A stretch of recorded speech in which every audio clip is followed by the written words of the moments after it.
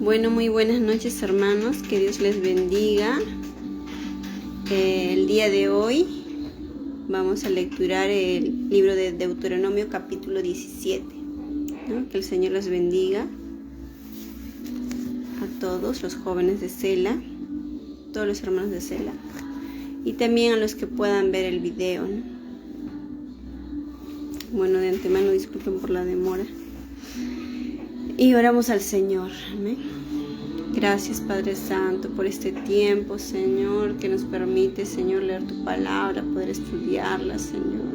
Gracias, amado Señor. Ayúdanos a meditar en tu palabra y que sea, Señor, tu Espíritu Santo que nos enseñe, que nos guíe como nuestro Maestro, tu palabra, que nos haga entender. Maravilloso Dios, ayúdanos a poder concentrarnos, Señor, que nuestra mente pueda estar concentrada al estudiar tu palabra, al meditar en ella, Señor. Aún al lecturarla, Señor, que podamos lecturarla con entendimiento. Gracias, Padre amado, maravilloso Dios, Señor. Reconocemos, Señor, que sin ti nada podemos hacer, que sin tu ayuda, Señor, no podemos, pero contigo, Señor, lo podemos, amado Dios. Podemos hacer, Señor, podemos meditar tu palabra y pues enseñarse. Amado Padre, te damos las gracias en el nombre de Jesús. Amén. Buenas noches, hermanos. Buenas noches, hermano Joel Claudio. Amén.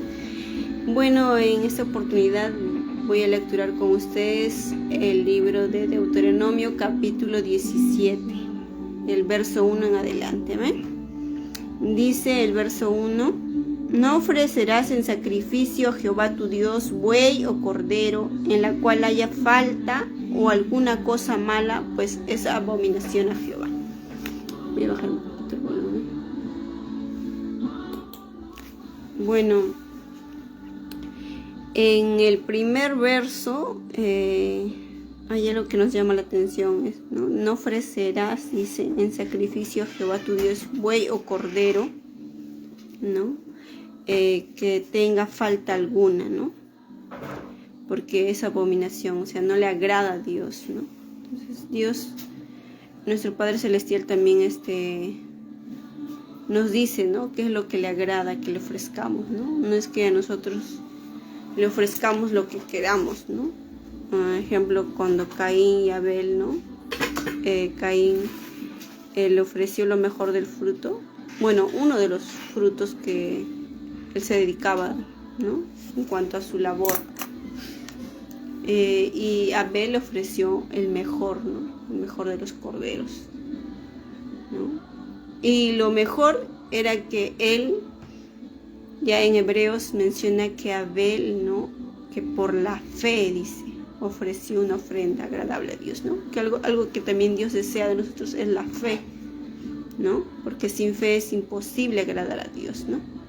Entonces, en la vida cristiana es importante la fe, ¿no? Todo esto viene de cómo ofrecer un sacrificio agradable a Dios. Entonces debe ir incluido nuestra fe también, nuestra confianza en Dios. Amén. Y en el verso 2 dice: Cuando se hallare en medio de ti, en alguna de tus ciudades que Jehová tu Dios te da, hombre o mujer que haya hecho mal ante los ojos de Jehová tu Dios, traspasando su pacto, que hubiera ido y servido a dioses ajenos y se hubiera inclinado a ellos, ya sea al sol o a la luna o a todo el ejército del cielo, lo cual yo he prohibido. En verso 4 dice: Y te hubiera dado aviso, y después que oyeres y hubieres indagado bien, la cosa pareciera de verdad cierta que tal abominación haya sido hecha en Israel, ¿no? Aquí se refiere sobre la idolatría, ¿no? Que era algo que Dios no permitía, ¿no? Y estaba en la ley, ¿no? En la Torá. Torá significa instrucción. Estaba que Dios no aceptaba que su pueblo, ¿no? Que ya había salido de Egipto, tuviera esas costumbres de adorar a imágenes, ¿no? Entonces acá dice que si alguien, ¿no? estuviera haciendo eso, bueno, se puede decir a escondidas, ¿no? Entonces dice que y hubieras indagado bien, Y si fuera verdad, en el verso 4, entonces sacarás a tus puertas al hombre o la mujer que hubiera hecho esa cosa mala, sea hombre o mujer, y los apedrearás y así morirá, ¿no? O sea, era una consecuencia de su pecado, ¿no? Que debía morir esa persona, ¿no? Ya después, más adelante, ya el castigo no era así, ¿no? Literal, pero siempre tuvo consecuencia la idolatría. Y aún en nuestra vida cristiana, ¿no? Hay cosas que a veces hacemos mal y tienen consecuencias también. Por eso el Señor nos llama una y otra vez a arrepentirnos también. No tal vez la idolatría de adorar las imágenes, ¿no? Pero es algo semejante a la idolatría, ¿no? Como es que a veces dedicarnos a cosas que roban nuestra atención de servir a Dios, ¿no? Entonces hay cosas a veces en nuestra vida, ¿no? Personas incluso que pueden estarnos robando la atención que Dios se merece, ¿no? Y vemos que aquí era una consecuencia pues que incluso incluía la muerte, ¿no? Mira qué forma de enseñarles al pueblo de Israel, ¿no? Yo creo que así nadie quería pecar. Entonces el verso 7 dice: la mano de los testigos caerá primero. Bueno, el verso 6 dice: por dicho de 2 o 3 testigos morirá el que hubiere de morir. No morirá por el dicho de un solo testigo, ¿no? Aquí era importante los testigos, ¿no? Alguien que tenía que dar testimonio, ¿no? Tenía que ser, dice, 2 o 3, no podía ser 1, dice, ¿no? Tendría que haber 2 o 3, ¿no? Qué importante de los testigos, ¿no? Porque ahí en ese tiempo no había cámaras, ¿no? No es como ahora uno pasa algo y uno agarra el celular, graba audio, video, ¿no? No, que había personas, ¿no? Que tenían que ser testigos. Y en el verso 7 dice, ahí el hermano José Claudio ha puesto el verso 6. Amén, hermano. Entonces dice: la mano de los testigos caerá primero sobre él para matarlo, y después la mano de todo el pueblo. Así quitarás el mal de en medio de ti, ¿no? Entonces aquí menciona que los primeros que tenían que matar a esta persona, ¿no? Que había cometido el delito de la idolatría, entonces tenían que ser primero ellos los que le apedrearan, ¿no? Los testigos. Por eso era importante también que sean testigos verdaderos, ¿no? No podían ser testigos falsos, porque los testigos falsos, yo creo, ¿no? Que al apedrear a esa persona y saber que era falso, entonces creo que había un remordimiento de conciencia, ¿no?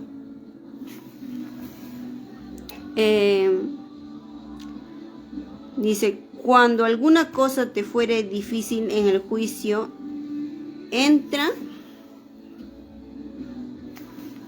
Ay, disculpa. Me había aparecido algo en la pantalla. Cuando alguna cosa te fuere difícil en el juicio, entra entre una clase de homicidio y otra, entre una clase de derecha legal u otra, entre clase de herida y otra, en negocios de litigios en tus ciudades, entonces te levantarás y recurrirás al lugar que Jehová tu Dios escogiere, ¿no? Entonces nos trata de decir que cuando algo fuere difícil, ¿no? Que deberíamos ir a un lugar, dice. Y vendrás a los sacerdotes levitas y al juez que hubiere en aquellos días, ¿no? Entonces dice que si hay algo difícil que tú no puedes resolver, ¿no? Ya fuera un problema de homicidio, una clase de derecho legal o negocios en litigio, entonces dice que vayas, ¿no? Al sacerdote, al levita, al juez que Dios puso. En este caso los sacerdotes y levitas eran los encargados del servicio del templo, ¿no? Eran, por decir, los líderes espirituales, ¿no? Es como hoy en día, ¿no? Nosotros en las iglesias, pues ahí está el pastor, están los líderes, ¿no?, de cada ministerio, de niños, de jóvenes, de música, y también están los consejeros, ¿no? En algunos casos el pastor es el consejero, en algunos casos hay un hermano encargado de consejería, ¿no?, que a veces también es importante, ¿no?, recibir un consejo que nos pueda orientar, ¿no?, a tomar una decisión, porque a veces va a haber ocasiones en nuestra vida en que digamos, entre la pérdida de un familiar o algo, vamos a necesitar la ayuda de alguien, ¿no? A veces pensar de una manera objetiva, ¿no? A veces pasamos por circunstancias difíciles, ¿no? Digamos que estás desanimado y no puedes tomar una buena decisión, entonces es importante también recurrir a tu consejero, ¿no?, a un consejero. Puede ser tu pastor, algún hermano en que tú veas que es maduro en la fe, ¿no?, que te pueda aconsejar.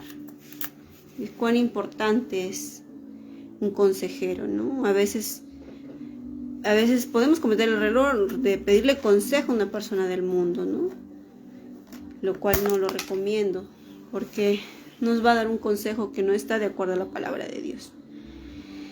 Entonces dice en el verso 10, y hará según la sentencia que te indiquen los del lugar que Jehová escogiere, ¿no? Y cuidarás de hacer según todo lo que te manifieste. Entonces, esto que indique, ¿no?, lo que el juez diga, porque en ese tiempo Israel tenía jueces, ¿no? Por ejemplo, uno de los jueces mujeres, que fue Débora, ¿no?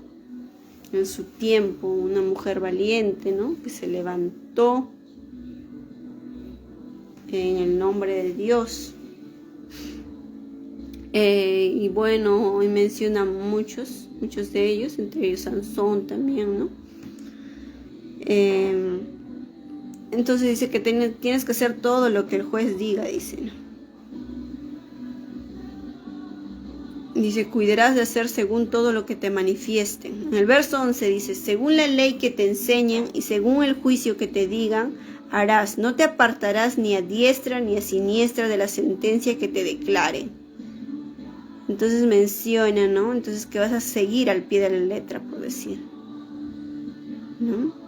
Y el hombre que procediere con soberbia, no obedeciendo al sacerdote que está para ministrar allí delante de Jehová tu Dios, o al juez, el tal morirá, y quitarás el mal de en medio de Israel, ¿no? Menciona, y el hombre que procediere en soberbia, ¿no? Es por decir, ¿no?, el hombre que no acepta el consejo, ¿no?, que no quiere, que no obedeciendo al sacerdote, ¿no?, que Dios puso, que está por ministrar allí delante de Jehová tu Dios, o el juez, el tal morirá, ¿no? Aquí también es importante, ¿no? Y todo el pueblo oirá y temerá y no se ensoberbecerá, ¿no? O sea, hay un mensaje también, ¿no? Donde nos dice, ¿no?, que no debe haber soberbia en nuestro corazón, ¿no? No debe haber orgullo, lo cual el orgullo y la soberbia es un fruto de la carne también. Entonces es importante eso, ¿no?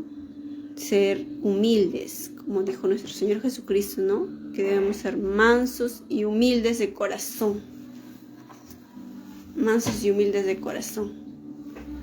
Entonces, no es fácil porque a veces nuestra vieja naturaleza quiere seguir, ¿no? Quiere seguir su propia manera de pensar, ¿no? O a veces se cree, digamos, o sea, no quiere someterse. Pero mientras más nosotros cultivamos nuestra relación con Dios, nos mantenemos en comunión, entonces también, ¿no?, vamos a poder desarrollar el fruto del amor, ¿no?, del amor, de la bondad, ¿no? En el verso 14, vamos a tratar de correr un poquito. En el verso 14 menciona, cuando hayas entrado en la tierra que Jehová tu Dios te da, y tomes posesión de ella, y la habites, y digas, pondré un rey sobre mí como todas las naciones que están en mi alrededor. Ciertamente pondrás por rey sobre ti al que Jehová tu Dios escogiere, y de entre tus hermanos pondrás rey sobre ti. No podrás poner sobre ti a hombre extranjero que no sea tu hermano. Entonces se refiere cuando ya el pueblo de Israel quería escoger un rey, ¿no? El pueblo ya había salido de la esclavitud y ellos querían un rey como todas las naciones. Entonces Dios le dice, no, tienes que ser un israelita, no puedes ser un extranjero, ¿no? Pero dice, pero él no aumentará para sí caballos, ni hará volver al pueblo a Egipto con el fin de aumentar caballos. Porque Jehová os ha dicho, no volváis nunca por este camino. Entonces son indicaciones que le da para el rey, ¿no? Que iba a gobernar, ¿no? Le dijo, no, si quieres comprar caballos, no vais a Egipto, no vuelvas nunca ahí, ¿no? Son mandamientos claros del Señor, ¿no? Y le dice, no tomarás para sí mujeres, para sí muchas mujeres, para que su corazón no se desvíe. Ni plata ni oro amontonarán para sí en abundancia, ¿no? Bueno, él menciona, ¿no? Que no se van a casar con mujeres, con muchas mujeres, dice, ¿no? Porque su corazón se va a desviar. Bueno, en el tiempo de Israel también los reyes, ¿no? Tenían esa costumbre de casarse con mujeres de otras naciones, ¿no? Para hacer alianzas. Pero el error era que muchas veces, a veces por tener muchas mujeres y de diferentes naciones con diferentes formas de pensar y que muchas de ellas adoraban, ¿no? A ídolos, entonces de cierta forma también por agradar a sus esposas, a veces los reyes hacían templos para sus dioses de esas mujeres, ¿no? Entonces, de cierta forma, ¿no? El vínculo que hay entre una persona no creyente y una persona creyente, ¿no? Por decir, influye en su vida, ¿no? Influye en su vida. Para mal, ¿no? Entonces dice, y cuando se siente sobre el trono de su reino, en el verso 18, entonces escribirá para sí un libro, una copia de esta ley, del original que está al cuidado de los sacerdotes levitas, ¿no? Entonces menciona que el rey debía escribir una copia de la ley de Dios, ¿no? Y dice que debería leerlo, dice. Y lo tendrá consigo y leerá en él todos los días de su vida, para que aprenda a temer a Jehová su Dios, para guardar todas las palabras de la ley y estos estatutos para ponerlos por obra, ¿no? Entonces menciona que deben de leerlo todos los días, ¿no? Al rey deberá de aprender a temer a Jehová su Dios, para guardar todas las palabras de esta ley y estos estatutos para ponerlos por obra, ¿no? Entonces, cuán importante, ¿no? Es que incluso el rey tenía que meditar la palabra de Dios, ¿no? Cuán importante es que nosotros también meditemos la palabra de Dios cada día, ¿no? Y les felicito, ¿no? A los hermanos que están siguiendo la lectura de Deuteronomio, ¿no? Que están leyendo capítulo por capítulo, ¿no? Cuán importante es tener la palabra de Dios, ¿no? Cada día estar en comunión con Dios. En el verso 20 dice, para que no se eleve su corazón sobre sus hermanos, ni se aparte del mandamiento a diestra ni a siniestra, a fin de que prolongue sus días en su reino, él y sus hijos en medio de Israel. Mire cuán importante era, ¿no? O sea, es por decir, ¿no? Que el rey medite en la palabra de Dios, que aprenda a temer. ¿Para qué? Para que su corazón no se eleve, dice, ¿no? Sobre sus hermanos, ¿no? O sea, para que no se crea superior o mejor que todos, ¿no? Sino que sepa que él también, ¿no? Es cuán importante es a veces, ¿no? Que el orgullo no nos ciegue, ¿no? Porque lo único que somos es instrumentos de Dios. Para que, a fin de que prolongue sus días en su reino, él y sus hijos en medio de Israel, ¿no? Cuán sabio es el consejo de Dios, Bueno, hermanos, llegamos al final de la lectura del capítulo 17, ¿no? En esta pequeña reflexión que hemos tenido. Bueno, un momentito. Bueno, hermanos, que Dios les bendiga. Muchas gracias por su atención. Y bueno, bendiciones. Vamos a hacer una oración de finalización. Amén. Gracias, Padre Celestial, por este tiempo, por tu palabra, Señor. Gracias, Señor, por habernos permitido estudiar, poder entender tu palabra, Señor, poder conocer, Señor, tus mandamientos, amado Dios. Sé que todo es por nuestro bien. Sé que, Señor, la Torá, la instrucción, Señor, es para el bien de nuestra vida. Te damos las gracias, amado Padre Celestial, en el nombre de Jesús, amado Dios. Gracias, Señor Dios Todopoderoso. En el nombre de Jesús. Amén y amén. Que Dios les bendiga, hermanos. Sigan en la lectura de la palabra, meditando cada día en el nombre de Jesús.